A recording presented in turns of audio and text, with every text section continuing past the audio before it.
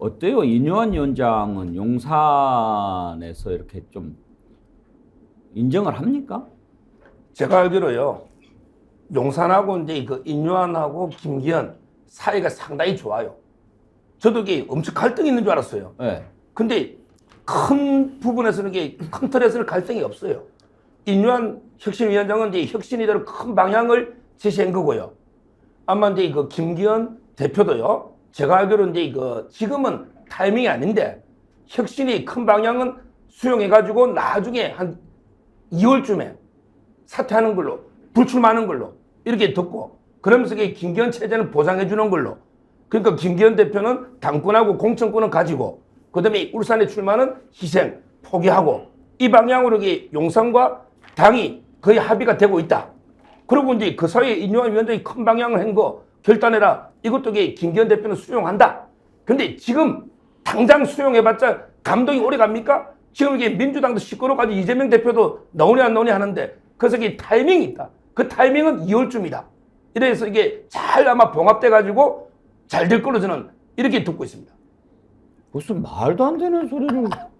지금 앞에 펼쳐져 있는 것은 완전히 괴담 시리즈인데 정정 로맨스물을 얘기를 하고. 정치는 외관 드러난 그 기사 이것만 판단하는 게 아니고 물밑인데, 제가 알기로 김기현 대표하고 윤석열 대통령은 아주 소통이 잘 되고 있는 지금 이런 상황이다. 이거는 뭐 여러 루트로 제가 양쪽에 뭐 본인이 프리토킹 한다고 그러니까 그런다고 칩시다. 예, 그렇습니다. 근데 지금 윤석열 대통령, 김기현 대표, 인요한 위원장 세 사람이 아주 케미가 잘 맞는다면, 예, 그렇습니다. 왜 김기현 대표는 밑에 울산에 내려가서 그렇게 뭐 이런저런 이야기를 하고, 예. 인요한 위원장은 공관위원장 달라고 이야기하고, 김기현 대표는 택도 없는 소리 마라 이야기하고 이렇게 합니까? 뭐 쇼입니까 그러면? 지금 이제 그 지방관계 장제원하고 김기현 대표는 틀리대요.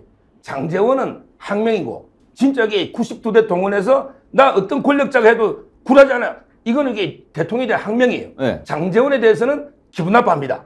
대통령이. 그러기에 김기현은 마지막 고별 인사래. 5선을 그래도 시기준 지역 주민들한테 마지막 인사다. 그게 출마는 안 한다. 이렇게 들었습니다. 그래요? 예. 이 정세 분석을 할 때 이제 가장 취약점이 바로 저런 부분입니다. 몇 가지의 조각을 듣고 저렇게 자신감 있게 이제 이야기를 할 때 대부분 정세 분석이 이제 틀려지는데요. 여기를 한번 보시면 좋겠습니다. 인요한 혁신위원장이 가장 잘하는 일이 뭐죠?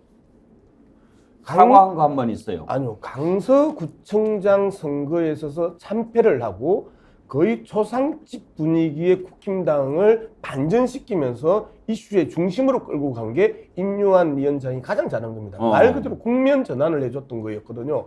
그리고 그 국면 전환을 할 때 결정적인 재료가 뭐였었어요? 영남 중진 사퇴론이었었어요. 또는 험지 출마론이었었어요.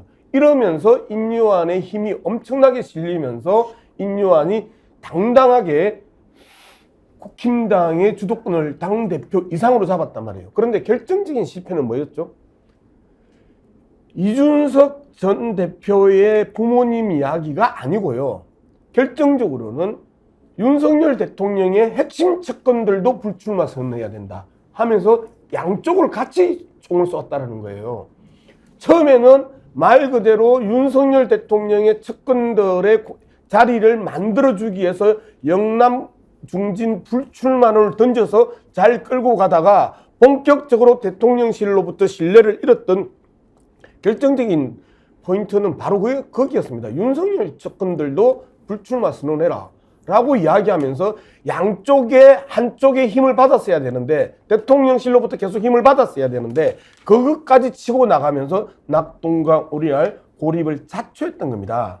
이런 상황에서 계속해서 서정욱 변호사가 김기현과 대통령과 인요한이 아주 친하다라고 이야기하면서 아주 잘 정리된 시나리오가 있는 것처럼, 그리고 각각이 연기하는 것처럼 이렇게 이야기해 본들 이미 언론과 국민들은 갈등이 정폭되고 그 갈등의 희생양이 인요한이라고 정리하고 있는 겁니다. 김유정 의원 보시기에 서정욱 변호사 말이 믿어지십니까? 잘 안 믿어지죠. 잘 안 믿어지고요. 인요한 위원장이 존재감은 확실하게 부각을 했는데 그냥 용도 3위가 돼버렸죠. 또 김경진 혁신위원이 한 말대로 혁신위는 김기현 대표 체제를 생명 연장시켜주는 도구다라는 게 입증이 되고 있는 과정인 것 같아요. 그러나 이제 지금에 와서는 인요한 위원장이 대통령한테도 직언을 못하고 또 혁신위가 내놓은 여러 가지 제안들이나 또 의결했던 중진 불출마 내지는 험지 출마론 이것도 당 지도부가 김기현 지도부가 받지 않는 상황에 이르렀기 때문에 이도저도 아무것도 못하고 양쪽에서 몰매 맞고 지금 이제 마무리를 지어야 되는 상황인데 중요한 건 김기현 대표에 대해서 이제 최고위원들 중에서도 불만을 얘기하는 사람들이 나오는 거예요. 김병민 최고도 이제 수도권에 지역구를 둔 그 사람들은 굉장히 불안감을 느끼고 있고 김근식 위원장도 김기현 체제로 어떻게 선거 치르란 말이냐 이런 얘기하고 있고 또 김병민 최고도 그런 얘기하고 있고 그런 마당이기 때문에 김기현 대표도 뭐 한참 전부터 벌써 불출마 얘기도 나오기도 했잖아요. 근데 두 개를 다 할 수는 없죠. 대표도 하고 출마도 하고 양손에 떡을 어떻게 다 들고 먹을 수 있겠어요. 그러니까 12월 7일 날 내일 모레 이제 최고위와 혁신위가 동시에 열리는 그날 뭔가 비장의 카드를 마지막으로 던진다 이런 얘기도 있는데 인요한 위원장이 던지는 것마다 문제가 생겼기 때문에 이번에 또 무엇을 던진들 크게 그렇게 반향을 일으키거나 임팩트 있는 것일까 이런 의문은 듭니다만 지난주에도 나와서 또 뭐 비대위 얘기도 하고 했어요. 그러나 쉽게 그렇게 바뀔 것 같지는 않아요. 왜냐면은 최고위원들 4명 물러나야 되는데 다 물러날 수 있을까요? 김석기 최고가 옆에 든든하게 버텨주고 있는데 선출직 최고위원 4명이 물러나야만 지도부 체제가 무너지는 거잖아요. 그런데 어렵죠. 김재원 전 최고 자리에 김석기 최고가 들어갔기 때문에. 그래서 굳건하게 대표 체제를 유지하려는 쪽으로 가는 거 아닌가. 그런데 반발이 심해지면 고민은 하겠죠.